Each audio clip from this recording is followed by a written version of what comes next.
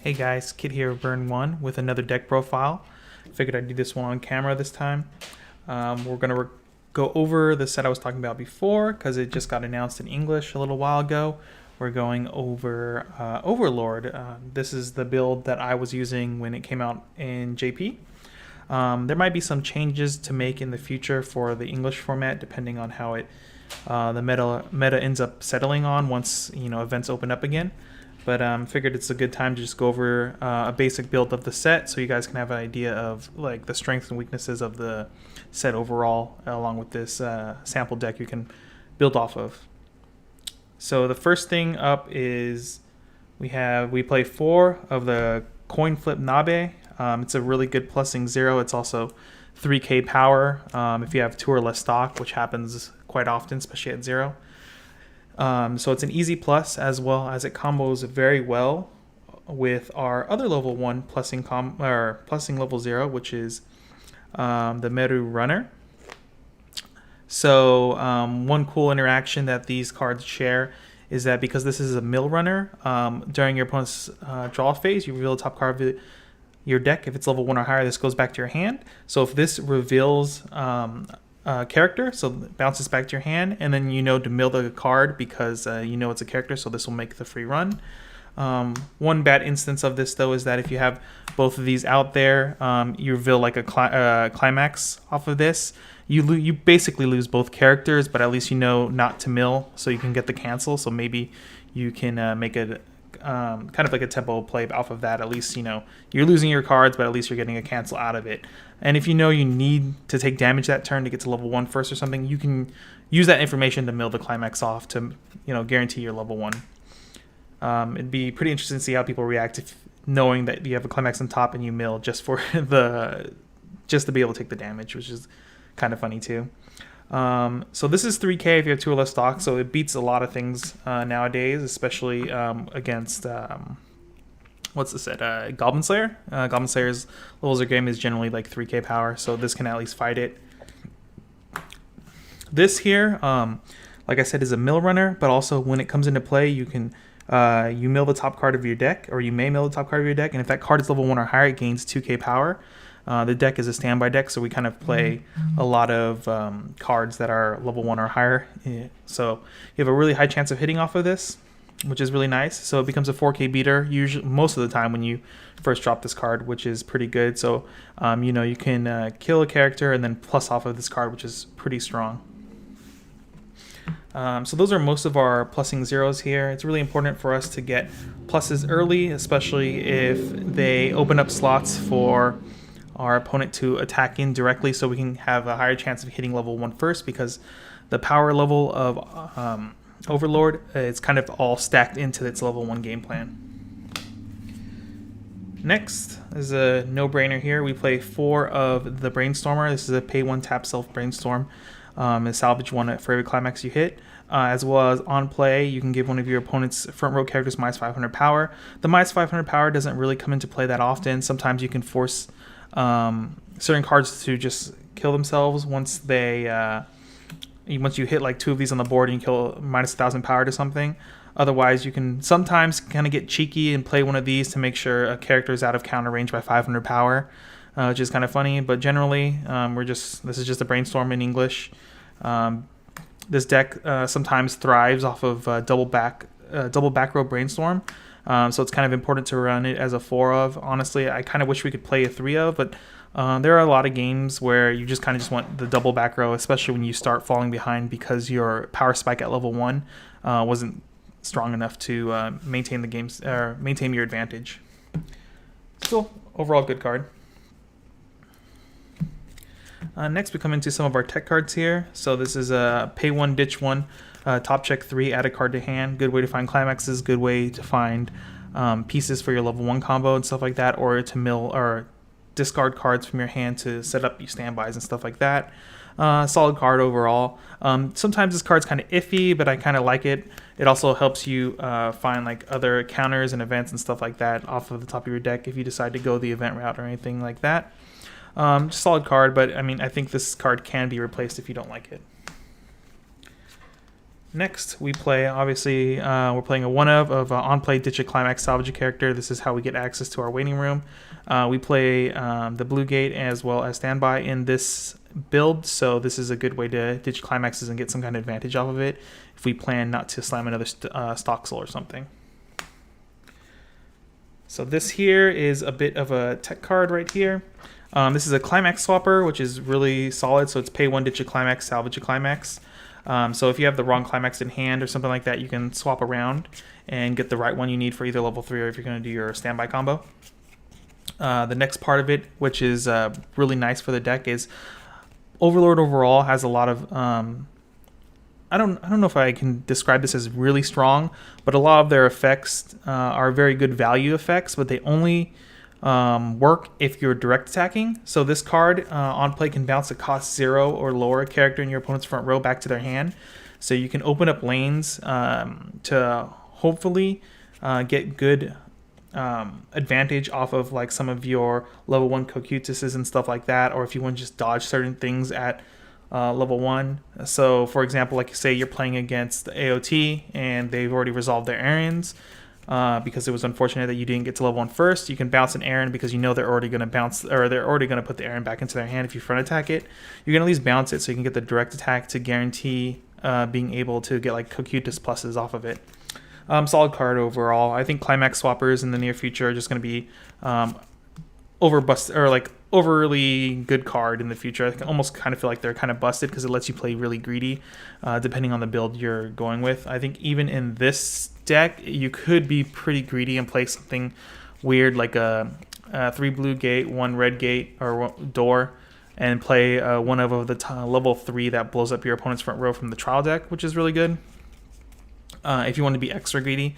But I think this just enables very greedy game plans overall, so I think in the future you're going to see a lot of these in a lot of decks and a lot of greedy decks coming about. Finally, our last level 0s here. This is a really powerful card to have at level 1.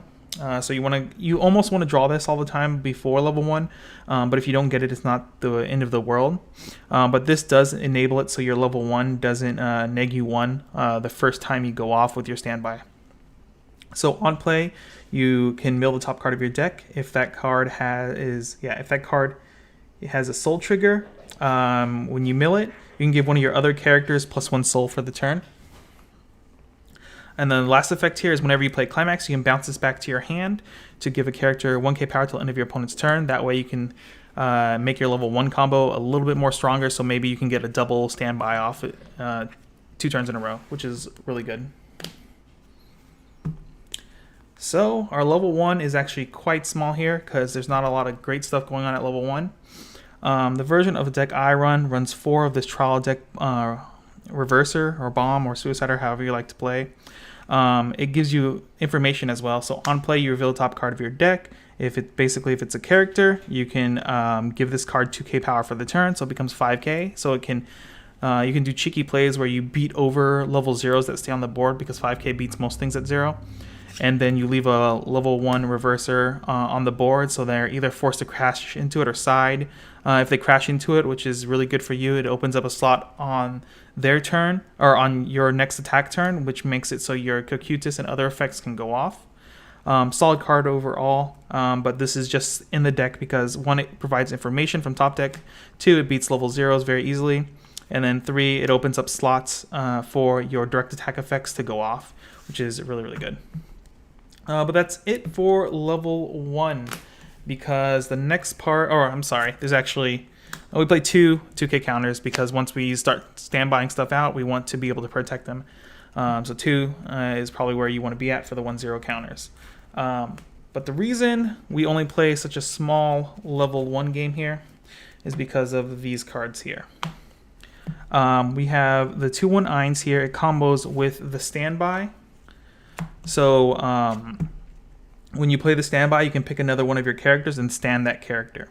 The reason this card is so good is because it's a level 2 that comes into play early if you have 4 or more other characters.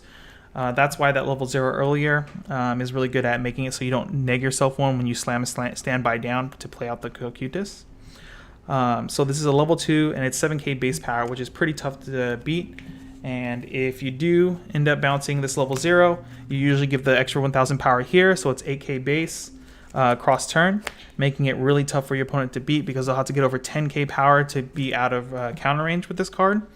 And then whenever you slam the standby, basically you want to play this Kakuta from Waiting Room, use the effect to stand it. This card is like your main beater in the deck, but what's really unique about this beater is that unlike other 2/2s you might bring out with standby, this one actually wants to direct attack more often than not because it's secondary effect. So the first effect is that it gains 1k for every other character basically. So it's with no support and full field, it is 10-5, which is not the biggest amount of power in the world, but it's still big enough to be annoying, especially with a 2k counter in hand. But the reason this card's so good is because its secondary effect is on direct attack. You can pick a character from your Waiting Room and put it into stock. So this is builds a lot of stock generation and compression by direct attacking, as well as during first deck, because you're looking to direct attack, it has 2 soul, so you can swing in for 3, which a lot of times is going to do a lot of damage to your opponent because first deck compression is, you know, you're just gambling at that point. Sometimes you can get big swings in, sometimes you don't, but on the bright side, even if your opponent doesn't get accelerated into level 2, if they get stuck at level 1, it makes it really hard for them to contest these 2 cards without wasting a lot of resources, especially when you have counters in hand. So the main game plan for this deck is to get a level 1 power spike of getting this out, and then these 2 cards usually live cross turn at least once. This builds you more stock advantage here, so you can spin stock later to play bigger cards, as well as this is really annoying for your opponent because they're both level 2. They can't side attack for damage, so it kind of incentivizes them to crash into these with weaker characters, which is always good. You plussing your opponent losing cards is always good for you. But yeah, so this is where the power spike comes from for the deck at level 1.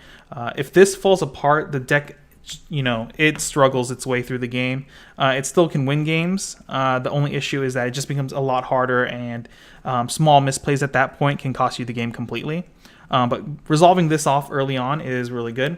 What's really nice about this, if it does live when it's 8k power and say you back it up against something, is that if you get hit into level 2, you can slam standby and early play level 3. You can play this guy. So this, if this lives, you can standby this out along with this Kakuta, and the board becomes incredibly big here. So you stand this guy off of the standby. This is a global 1500 if it's in the front row to all characters, including itself, so it's 11-5 base. And the secondary effect is whenever the battle opponent of this gets reversed, even on your turn or your opponent's turn, you can ditch 2 to clock kick it.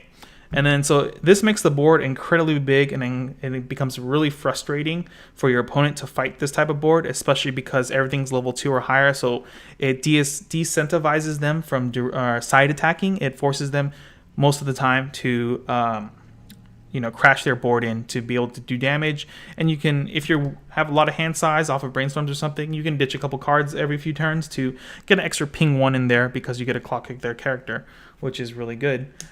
So if your opponent rushes you into level 2, this is like something you can look for, especially if you force this to survive, which is pretty good. All right. Let's see here. We got that out of the way. Yep. So level 2, we don't run too much here. I play the Evil Eye top end here, so instead of playing the green level support that can come out at level 1, if you're looking for a better, like, solid level 1 game plan and you want to avoid Evil Eye completely, you can just get rid of this and play the 1/1 level support. But I like the Evil Eye top end because I think it gives you the extra push, and if your opponent misplays against Evil Eye, they could end up killing themselves by accident. So this is a level support, which is really good. So you can standby this out too as well if you trigger a standby during attack at level 1, which does give extra power to your level 2s, which is really, really great. It makes it harder for your opponent to reverse, as well as it's blue fix for your Evil Eye because we only play about 6 blue cards, I believe, not counting the climaxes. And the secondary effect is you can tap this card to give one of your, like, what's it called? One of your what is this? Oh, like Black Adventure character or whatever. When the battle opponent of this gets reversed, you can bottom deck it this or a blue character. So basically, this card only gives this bottom deck effect to Evil Eye, but this is one of the reasons why like your opponent, if they misplay their deck state before refresh, this will punish them pretty hard along with the level 3 Evil Eye, which is really good. Final card at level 2 here. This is the reason the Kakuta is actually so good. Kakuta by itself generally is okay, but the reason it's so good is because we have this 2-1 tap counter. So it's a 2-1, 2-5 counter, but you can pay for 4 extra and discard a card from your hand, a character card that is, to be able to tap one of your opponent's characters. So because Kakuta, depending on how long it lives, it's really easy for the deck to resolve this counter more than once a game, which is really, really good. This is generally how the deck wins games, is by slamming 1 to 2 times a game this rest counter, and it builds advantage that way because you've already forced your opponent into a bad position by having a really good power spike at level 1, and then when you're at level 2 and you have a lot of extra stock, or even at level 3, you know, you can stop them from killing you, stop them from killing random stuff on the board, leaving giving them less opportunity to build stock, less opportunity to deal damage to you, which is really, really strong. Especially when when you have a card like Kakuta 2/2 out, building 2 stock a turn, which is really good. So it's really important to save Kakuta if you can, protect it easily without having to pay extra stock, and that way you can resolve multiple instances of this 2-1 counter. On to level 3, like I said before, this is the Clock Kick we played as a 2 of. This is our other supporty type of card. There's not a lot of good back row in this set. That's why this card's unfortunately very needed when you play standby, so your board can get fairly big. And it's always a good target to standby out if you trigger standby, or you play standby and you have 2-1 Eins combo out. Next, we play a 2 of this early play. If you have 4 more other characters, it comes into play, or loses 1 level in hand, so it comes into play early. Gain 500 for every other character, so it's 11k base on your turn. Only on your turn, that is. Gain power on your turn only. And then on play, you can discard a card to heal a stock.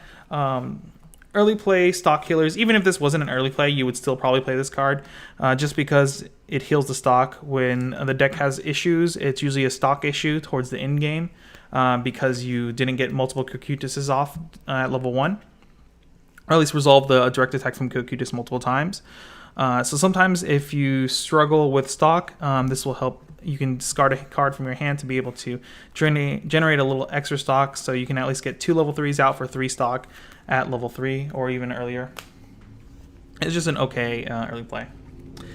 Next, we play 2 of this Albaito trial deck level 3 actually. It's one of our generic healers we're playing that has a secondary effect on it attached to it that makes it an okay healer to put in your deck as a supplementary healer. Has on direct attack, you can pay 1, discard 1, and your opponent burns 1. Sometimes that becomes relevant, especially if their board is always crashing every turn. It becomes quite annoying for them, and then this is, for the most part, always active, which is really good. Otherwise, you know, if you're not winning board, it's just a generic healer for you, and if you get lucky, sometimes it is a burn 1. Finally, this is the reason I play blue in the deck at all, is the level 3 Evil Eye, which combos with the Pants trigger here. So this is your other healer in the game. Sometimes you're forced to level one of these up, which kind of feels bad. But generally, if you're able to resolve 2 of these at level 3 to kill your opponent, it's really good. So on play, it heals. Next effect with the Climax. On Climax placement, it's really important to understand that, because this doesn't have to attack or anything, and the cost for this is not very expensive. So even if you have almost no stock, going into your level 3 game plan, you know you can still at least resolve these if you have at least 1 Evil Eye and the Climax to go with it. So the effect itself is on Climax placement. If this is in the front row, the Evil Eye is in the front row, the card has 2 effects. You can pick one of them and resolve it. The first effect is if you have another blue character on the board, you can pick 3 cards in your opponent's waiting room and shuffle them back into their deck. So this is what I was talking about a little bit earlier, about if your opponent doesn't realize their current deck state and realize what your top end does. There's instances where I've resolved 3 of these and slammed this, and my opponent had like a 2-card deck, and all 8 climaxes were out. Just slammed this, and this went ahead and shuffled 9 cards back into their deck, and they lost the game at that point because they eat over a level from 3/3/3 here. That effect only can resolve if you have another blue character on the board, which is kind of annoying sometimes, but usually because you're at least minimum trying to resolve 2 of these evil eyes at level 3 to finish the game, you usually have another blue character, and if you standby'd out the 2/1 or even played the 2/1 support from hand, that is your other character. So yeah, that's really powerful move there. And then say if your opponent plays around that sort of, in the sense they have a what, like a 20 card deck with like 5 climaxes in it. What's really nice is that the other effect is if you play the climax, you can discard 2 cards from your hand. If you do, you do X damage to your opponent, where X is the number of climaxes in their waiting room. So, like, yeah, say they're 1 in 4, like 5 climaxes in a 20 card deck with 3 out. You can ditch 2, burn 3, they cancel again, ditch 2, burn 4, they eat the 4, stuff like that. And so this can snipe climaxes out, basically, by trading hand, as well as, you know, do extra damage. It's almost like a fake restand, sorta. But depending on how many climaxes are in your opponent's waiting room, it augments the damage. So it's kind of interesting because the more climaxes they're out, the more damage you do, right? So the worse their deck state is, the better it is for you. So if they're like a 30 card deck with 3 climaxes, and then you slam this, ditch 2, burn 5 like 3 times, if you have the hand size to handle that. You don't normally, usually that's why it's like resolved as a 2 of.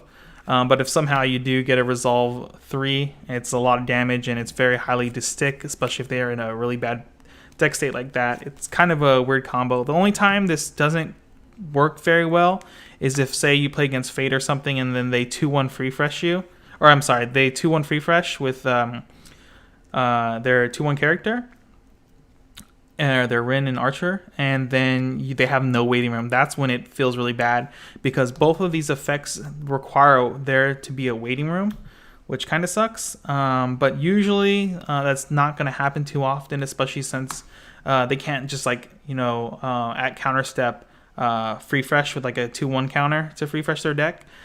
So most of the time this will resolve. There's only been a couple games where I'm like, well, this card is just a boring healer right now because I can't force anything into my opponent's waiting room. And since it's on climax placement, not after like the attack happened or anything like that, I can't fill up their waiting room very.